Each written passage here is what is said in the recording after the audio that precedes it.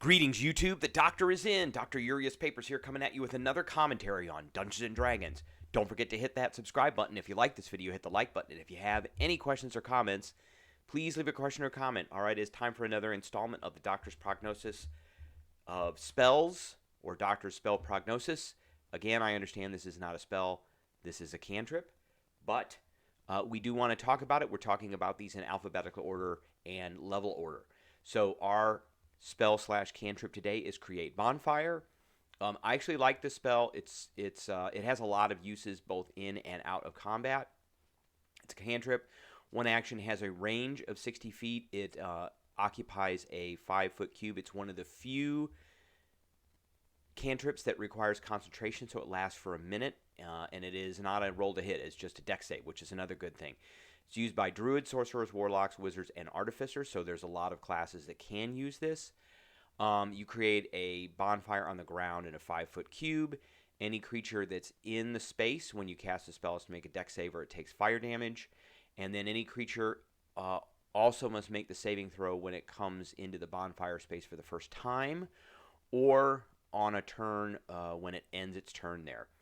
And then I don't understand this one, but it ignites flammable objects that are in the area that are being worn or that are not being worn or carried, meaning that clothes that are flammable that are worn are somehow magically fireproof. But it is what it is. It's Dungeons and Dragons. This is a rule mechanic, and of course the damage goes up at 5th, 11th, and 17th level. So this is good kind of control spell. It is spell tagged for control. You can put this in an area on a foe. They'll take damage right away if they fail their save. Dex is not a great save for opponents, and it can force them to move. If you were to pair this up with, say, a booming blade with one of your party members, then moving triggers booming blade. But if they don't move, then they're going to take more damage. The other thing about this is that it can block egress in certain pathways, control the battlefield that way. People don't want to move through this. You can also force move, and we've talked about that. I got a video here for force moving. You can force move somebody into this because they have to make a saving throw when they first move into it. For the first time on a turn. So somebody could force them in, and then somebody could force them back in again and keep doing that over and over and over again. So you can continue to do damage. Now, one of the things I do want to point out is that this spell does have a pretty good synergy with another spell.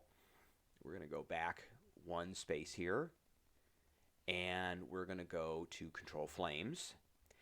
And Control Flames is usable by Druid, Sorcerers, and Wizards, which Druid, Sorcerers, and Wizards also can use Create Bonfire. And I'm talking about you instantaneously expand the flame 5 feet in one direction, provided that wood or other fuel is present in the new location. And the Control Bonfire can be manipulated by Control Flames as well. So you can extinguish it, you can make it brighter, and you can cause similar shapes in it. But the big one is you can instantaneously expand this fire in 5 feet if, say, you're in the woods. So you could create, if you got enemies that are in a wooden structure and you want them out, you could create bonfire, and then you could start controlling flame that bonfire. Control Flames isn't concentration, so you can do this all day, and you could set the building on fire pretty easily. So that is a really good kind of in-combat, out-of-combat way to control things and to get enemies to really respond to you. So that's what I have for you today. I hope you enjoyed the video, and I will catch everybody later.